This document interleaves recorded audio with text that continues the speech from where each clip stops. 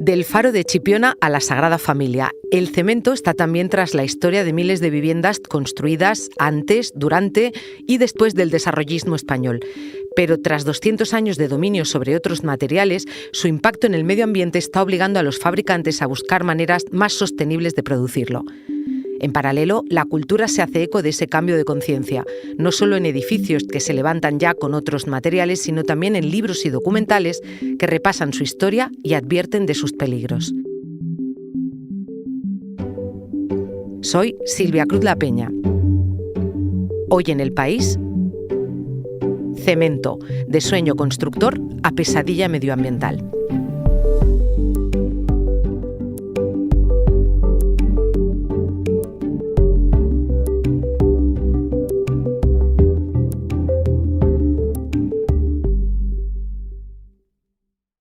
So the scale of production of cement today is insane. And sugar and cement, there are two most horrible poisons.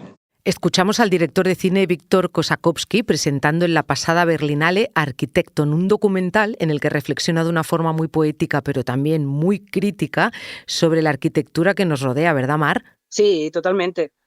La de Kosakowski es una reflexión hipnótica, casi sin palabras, de hecho, ¿no? Es solo imágenes. Lo que nos muestra es que, sin saberlo, vivimos rodeados de cemento, vivimos en la era de cemento. Una de las cosas que más impresionan del documental es una imagen de una montaña gigantesca, inmensa, ¿no? Vieja como el mundo, que está siendo como trabajada, horadada, ¿no? Saqueada, ¿no? Sí. Siendo vaciada para llevarse la piedra, esas toneladas de piedra extraída, y de ahí hacer más y más y más y más hormigón. Un hormigón que a lo mejor será para un edificio que no va a durar más de 50 años, ¿no? Es una imagen brutal. Mar Padilla es periodista y colabora en El País, y para quien no lo sepa, Mar, Kosakowski es un documentalista ruso que entiende su trabajo como un arte, ¿no? No, ni siquiera como periodismo, siempre lo recalca. Mar, que el cemento se use para construir carreteras o edificios lo entiende cualquiera, pero ahora también es motivo de reflexión para muchos creadores.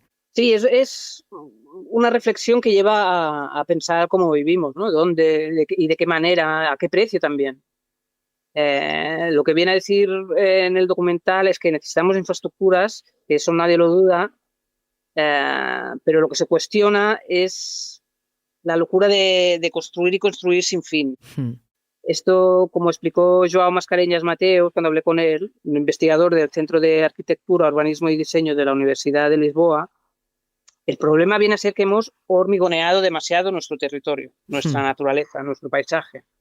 Y hay que parar a pensar. Como dice, la cultura de la construcción cambia cuando cambia la dimensión, el contexto y los objetivos de una sociedad cuando van transformándose. Y ahora estamos justo en ese punto de inflexión. Mar, pero ese hormigoneo, por citar a este autor que tú me comentas, es relativamente joven. El cemento tiene un par de siglos. Por eso, si te parece, antes de entrar en los motivos por los que hay que empezar a pensar en despedirse de él, ¿por qué no contamos un poquito su historia? Bueno, el cemento se utiliza desde siempre, desde tiempo de los romanos, que como sabéis, bueno, son dos grandísimos constructores, hasta el punto de que si vamos a Segovia vemos el acueducto, si vamos a Mérida podemos ver el teatro, los restos de termas y murallas en Ronda, por ejemplo, en Málaga también. Es un material que siempre se ha usado en construcción. El cambio, dijéramos, de paradigma vino con la revolución industrial. Aceleró y posibilitó producir muchísimas más cosas, de hacer muchísimos más materiales y productos de forma muchísimo más rápida y en cadena, etcétera. Entonces, con eso llegó la necesidad de distribuir y almacenar esos productos, ¿no? Con eso llegó también el tren, los grandes barcos de carga, pero claro, un tren o un gran barco de carga se necesitan estaciones, se necesitan puertos de tamaño grande para esa carga y para coger a los barcos. Claro. Bueno, y claro, llegaron los coches y sus carreteras, y todo esto no era solo un movimiento de productos, ¿no? Es también un movimiento de personas, ¿no? Gente que busca trabajo, que se mueve para buscar una vida mejor, las ciudades que empiezan a crecer. En relativamente poco tiempo se infraestructuró el territorio. a la hora de pensar en hacer todo esto, el material que se usaba hasta ese momento se vio que era como limitado. Entonces se pensó qué material podría mejorar todo eso y hasta que se dio con el cemento Portland. Mar, y cuéntame, ¿cuándo llega a España?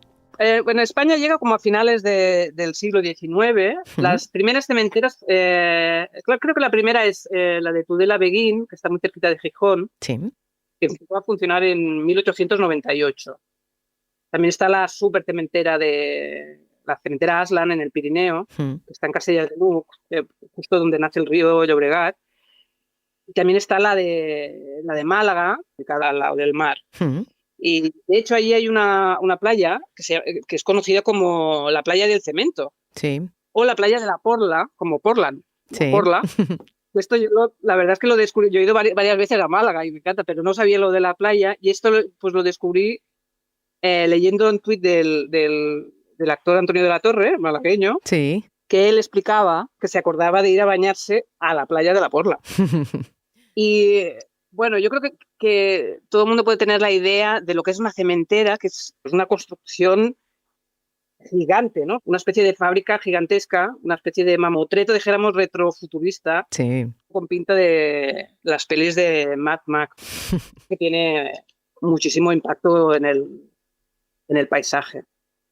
Entonces, por lo que fui documentándome, por ejemplo, me encantó eso, que una de las primeras construcciones de cemento Portland, o sea, hechas con el conglomerado, Sí. fue el faro de Chipiona en 1867 y uno de los proyectos más fastuosos,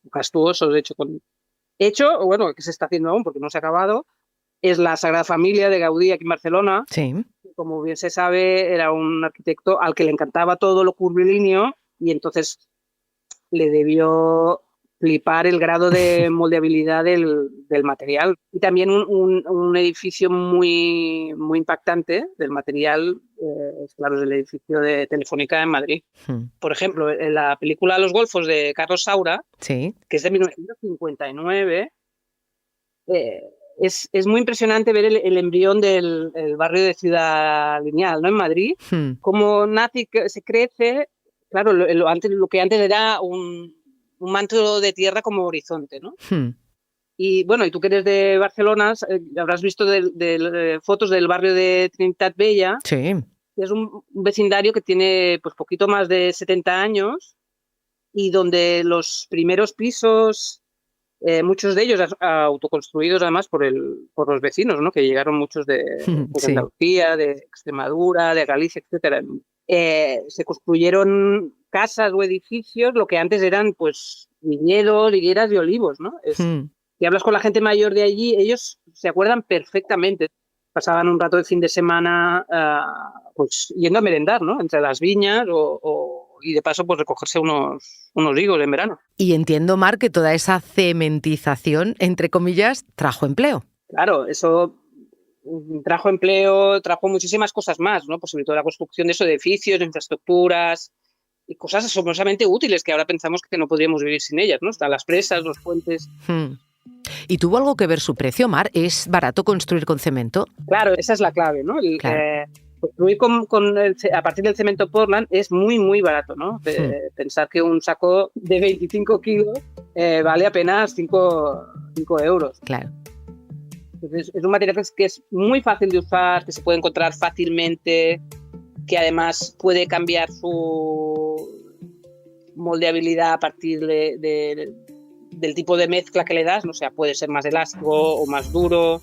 De ahí viene la lógica de la explosión cementera en todo el mundo. Es un súper producto. Mari, ¿hasta qué punto se volvió imprescindible? Pues yo creo que es un poco como la kriptonita de la construcción. A mí, por ejemplo, me voló la cabeza leer que es el segundo material más usado por los humanos después del agua. Ahí me propuse investigar. Es que se usa en todos lados y ha desbancado casi completamente a antiguas formas de construir. En España, por ejemplo, eso lo vemos muy bien, o lo explica muy bien Bigas Luna en la película Huevos de Oro, que es de 1993, o sea, hace mucho tiempo. Esta idea de que la loca fiebre por construir sin pensamiento pues crea monstruos, ¿no? Mar, ahora seguimos hablando, dame un momento. Enseguida volvemos.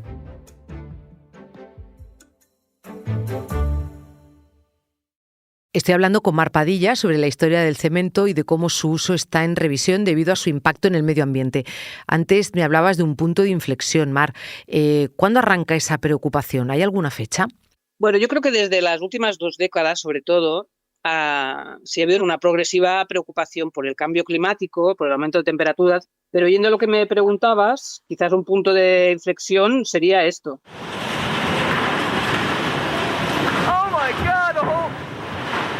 ¿Qué escuchamos, Mar?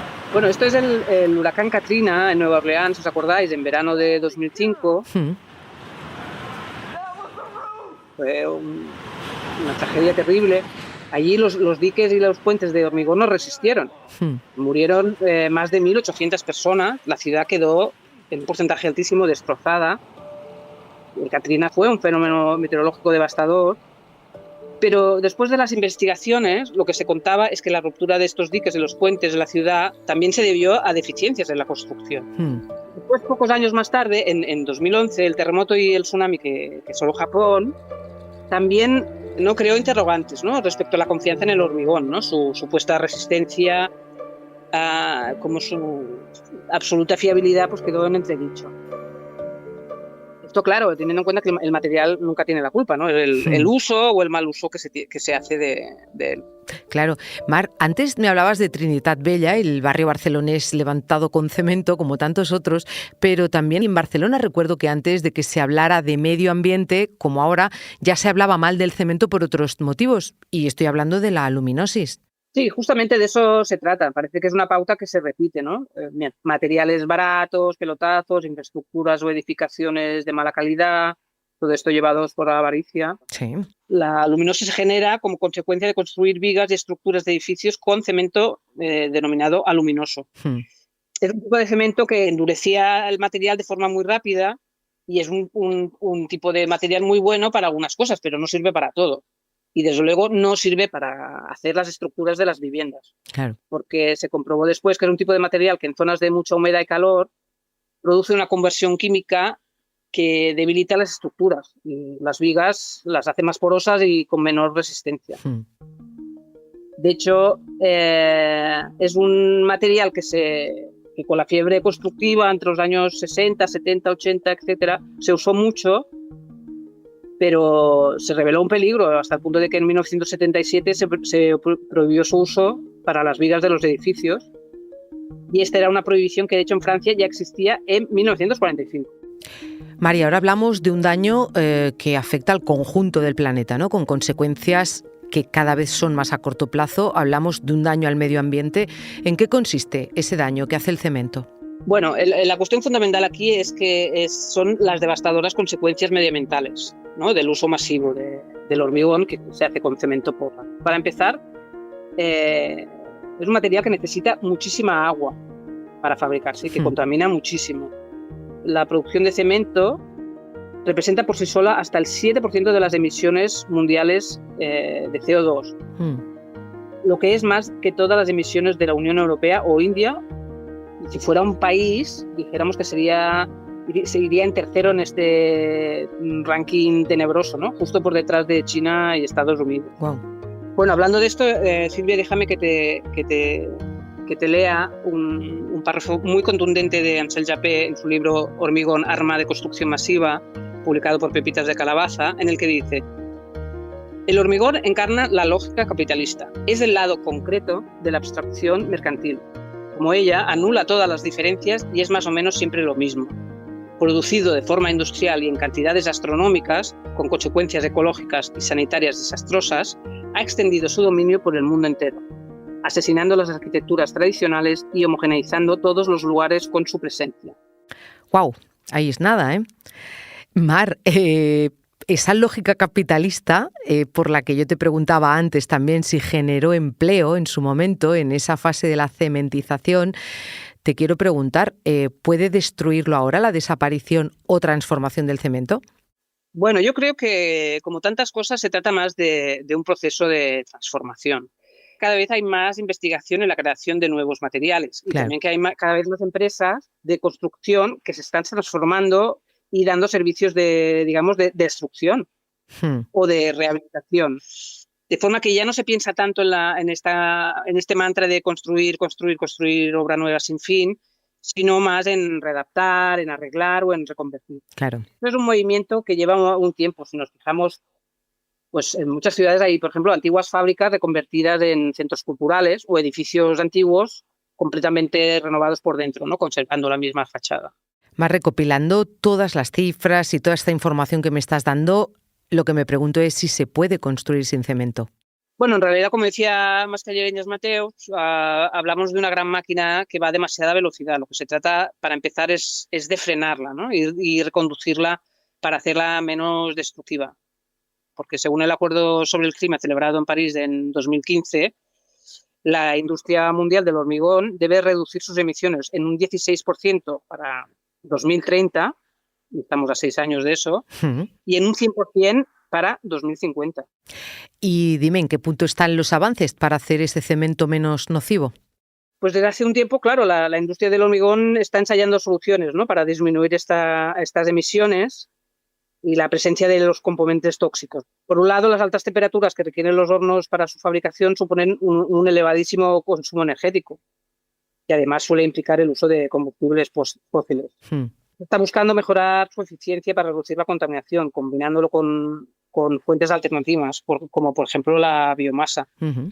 También, claro, se trabaja en la reducción del clinker, el componente del cemento que atañe a la mayor parte de la huella del carbono asociada a su producción y sustituirlo en lo que se pueda por adiciones procedentes de residuos industriales, fomentando lo que pasa en tantos otros ámbitos, ¿no? Que es el uso de la economía circular. Pero yo creo que no solo hay que mejorar el material, ¿no? Sino que también se está repensando, dijéramos, el concepto mismo de construcción, ¿no? Fomentando eso, pues el uso de la economía circular, el reciclaje. Mar, quiero acabar volviendo a la cultura porque has citado películas donde se veía la omnipresencia del cemento, como la de Carlos Saura o la de Vigas Luna, también documentales como el de Kosakowski, con el que hemos empezado este podcast, libros que critican el uso del cemento en la actualidad. ¿Tú te atreverías a decirme qué cultura sustituirá a la cultura del cemento? ¿De qué material hablarán libros documentales dentro de 100 años? Eso es como pensar o saber cuál será la nueva kriptonita, ¿no? Pero bueno, quizás en alguna peli del futuro, justamente estos edificios altísimos que generan tantísimo gasto solo de mantener, se verán como una cosa casi arqueológica, ¿no? Una cosa del pasado. A saber si lo veremos. Gracias, Mar. Gracias a ti, Silvia.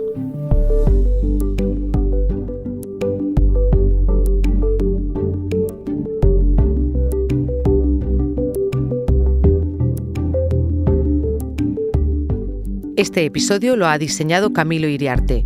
La edición es de Ana Rivera. Yo soy Silvia Cruz La Peña y he dirigido este episodio de Hoy en el País realizado con Mar Padilla. Gracias por escuchar.